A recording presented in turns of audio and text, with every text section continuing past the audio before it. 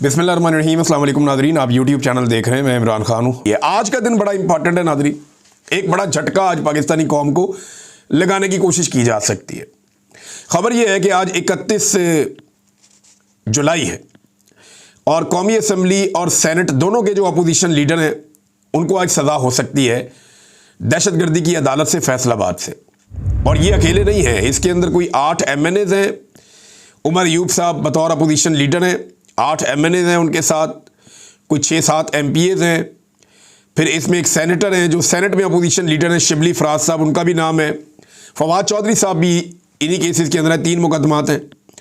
कमल शोजब भी इन्हीं मुकदमात के अंदर है। तो ये 9 मई के मुकदमात हैं। इनमें कोई 250 से ज़्यादा लोगों को आज के दिन में फ़ैसला सुनाने जा रही है दहशतगर्दी की अदालत। और ये जनाब फैसला होगा कहाँ पे? ये फैसलाबाद में होगा। अच्छा, इसी के हवाले से एक खबर और है कि शिबली फराज ने भी लेटर लिखा और उमर अयूब ने भी लेटर लिखा। इन दोनों ने लेटर लिखा chief justice of Pakistan Yahya Afridi को कि जनाब हमारे साथ ज़्यादती हो रही है, ये किस तरह के मुकदमा चल रहे हैं, ना कोई सबूत, ना कोई गवाही, झूठ चौताली, और बात कोई सुनता ही नहीं है जज। आधी आधी रात को ट्रायल चल रहा है। ऐसा लगता है कि बहुत जल्दी है सिस्टम को हमें जो है वो सज़ा देने की और उसके बाद नाअहल करके हमारी सीटों पे इलेक्शन करवाने की। तो इन्होंने बताया कि ये ज़्यादती हो रही है, ट्रायल नहीं हो रहा। तो इस पे चीफ जस्टिस याया अफरीदी ने उमर अयूब खान से रब्ता किया और 9 मई मुकदमात पर तहफ़्फ़ुज़ात से मुताल्लिक ख़त का नोटिस लिया और उमर अयूब साहब से अब ये जो है मुलाकात करेंगे पेशावर में, क्योंकि कुछ लोग ये कह रहे हैं कि उमर अयूब साहब इस्लामाबाद में मुलाकात से उन्होंने गुरेज़ किया, वो वहाँ नहीं करना चाह रहे, लिहाजा पेशावर में एक मुलाकात होगी उमर अयूब साहब की चीफ जस्टिस ऑफ पाकिस्तान से।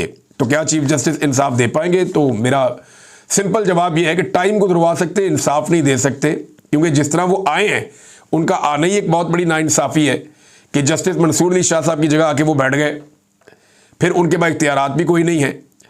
अब एक और जो इम्पॉर्टेंट चीज़ मैं आपके सामने रखता हूँ, एक तो ये फैसले PTI के खिलाफ होते हैं और हुकूमत क्या कर रही है, एक्चुअली एस्टेब्लिशमेंट है जो कर रही है, ये पाकिस्तानियों को मायूस करना चाहते हैं। लेकिन इमरान खान ने पाकिस्तान की एस्टेब्लिशमेंट के साथ एक टेस्ट मैच शुरू कर दिया है। पहले शायद इमरान खान को जल्दी होती थी या उनकी पार्टी को जल्दी होती थी कि इमरान खान को फौरी तौर पे बाहर निकाला जाए, ये वाला मामला किया जाए, यहाँ पे अपील की जाए, ये वाला मुकदमा लड़ा जाए, फ़लाँ एहतजाज को तेज़ किया जाए। लेकिन इमरान खान साहब को अब जल्दी कोई नहीं है। ऐसा लगता है कि इमरान खान साहब ने अपने आप को बड़ी अच्छी तरह एडजस्ट कर लिया और कन्विंस कर लिया है कि मैं अब इस निज़ाम के साथ एक लंबी लड़ाई लड़ूंगा। और एक टेस्ट मैच इमरान खान और मौजूदा पाकिस्तानी मिलिट्री एस्टेब्लिशमेंट के दरमियान शुरू हो गया। अब ये जो टेस्ट मैच है, इसमें अभी तो 2 महीने का एक प्लान आया कि एहतजाज अभी शुरू होगा, 5 अगस्त को पीक पे जाएगा, उसके बाद फिर क्या क्या होगा, किस किस मरहले से गुजरेगा, ये पूरा एक कंप्रीहेंसिव प्लान है पाकिस्तान तहरीक इंसाफ के पास। इनके लोग गिरफ्तार भी होंगे, लोग निकला करेंगे, एहतजाज किया करेंगे। ये निज़ाम नहीं चलेगा इस तरह। देखिए होता क्या है कि हुकूमत की कोशिश है किसी तरह निज़ाम चले।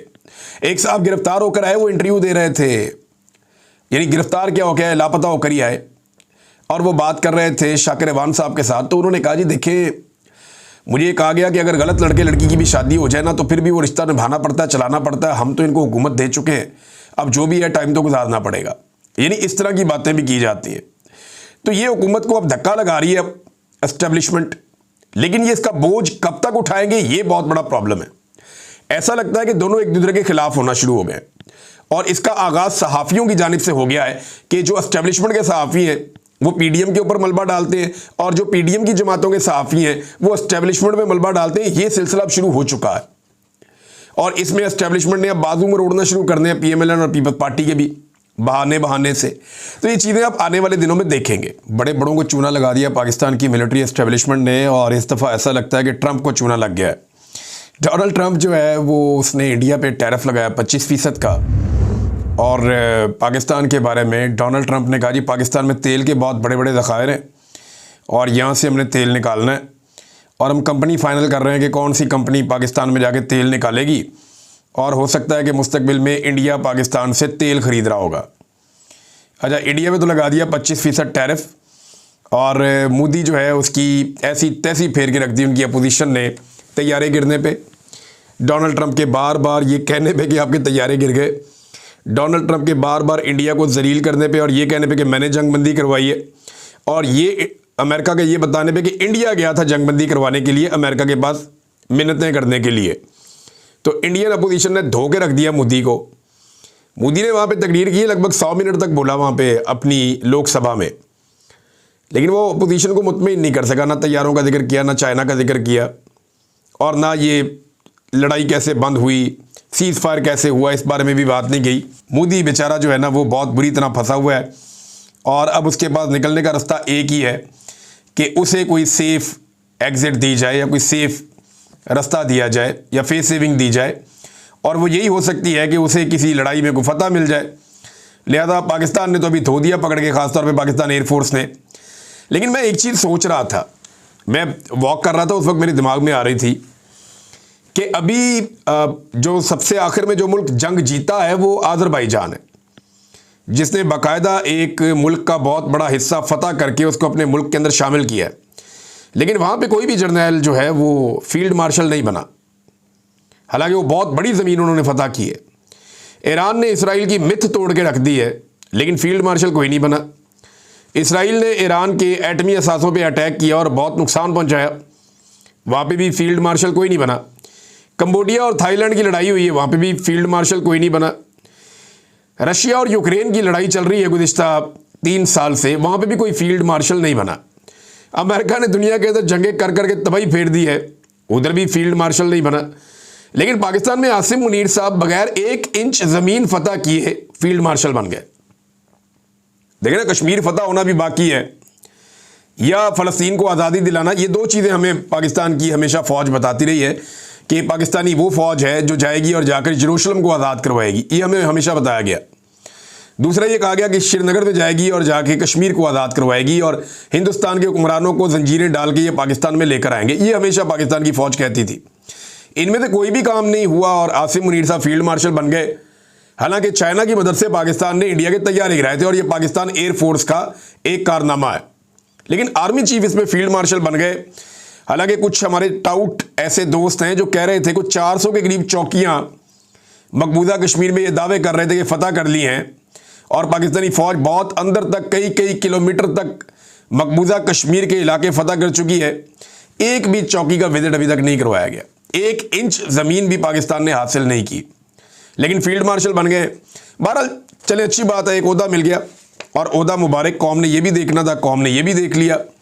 लेकिन सवाल ये पैदा होता है कि पाकिस्तान में तेल कहाँ से निकल आया। यानी पाकिस्तानियों को तो चूना लगता रहा 78 साल से, दुनिया को भी लगता रहा, अमेरिकन कई दफ़ा बेवकूफ़ बने। हाँ, ये ज़रूर है कि पाकिस्तान में मिनरल हैं जो बहुत कीमती हैं, शायद बहुत सारी चीज़ें तेल से भी ज़्यादा कीमती हैं। बहुत सारे पत्थर हैं, बहुत सारी धातें हैं, बहुत सारे रेयर अर्थ मिनरल्स हैं, मार्बल है, बड़ा दुनिया का आला क्वालिटी का, टॉप क्वालिटी का मार्बल है। जो बाजोड़ जहाँ पे ऑपरेशन हो रहा है, यहाँ पे तो मादनियात के भंडार है वज़ीरिस्तान में। तो ये तो हम मानते हैं कि ये है, लेकिन तेल पाकिस्तान में कहाँ निकला है इसके बारे में अभी मुझे हैरत है। और इतने बड़े ज़खायर हैं कि अमेरिकन कंपनियों को अब कहा जा रहा है, डोनाल्ड ट्रंप ये अनाउंस कर रहा है, लगता है कि पाकिस्तानी एस्टेब्लिशमेंट ने ट्रंप को भी चूना लगा दिया। यानी इस तेल के पीछे ये इराक गए थे। ईरान भी तेल बेचता है, पाकिस्तान में अगर तेल है तो अब तक निकल आना चाहिए था, लेकिन होगा, कोई ना कोई ज़खायर होंगे। लेकिन इतने बड़े ज़खायर के अमरीकी सदर अनाउंस कर रहा है, ये ऐसा लगता है कि किसी ने बेवकूफ़ बनाने की कोशिश की। खबरें और हैं मेरे पास, लेकिन आपके साथ नेक्स्ट वीलॉग में शेयर करूंगा मैं। अब तक के लिए इतने, अपना ख्याल रखिएगा, अपने इस चैनल का भी। अल्लाह हाफ़िज़।